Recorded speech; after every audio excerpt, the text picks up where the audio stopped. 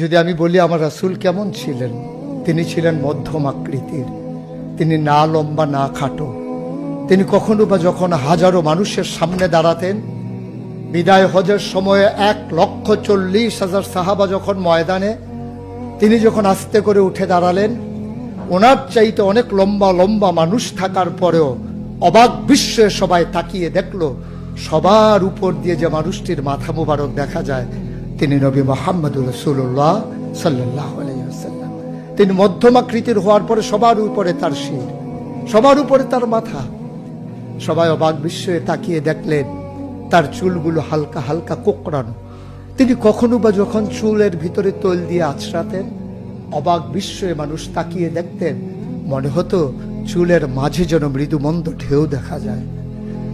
তার কপালটা ছিল চওড়া শুভ্র, তার চোখের ভ্রুগুলো ছিল ধনুকের মতো বাঁকা, তার চোখগুলো ছিল টানা টানা ভাসা ভাসা, তার চোখের পাতাগুলো ছিল গোলাপের পাপড়ির মতো।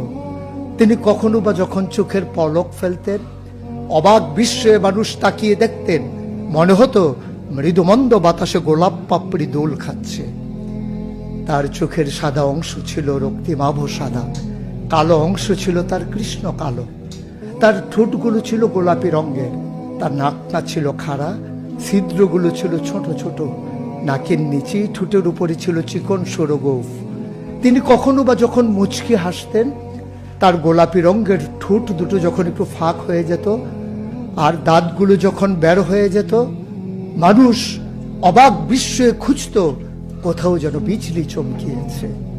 তিনি যখন প্রচন্ড গরমের মাঝে ঘেমে সিক্ত হতেন, কপালে তার মুক্তার দানার মতো ঘাম জমে যেত।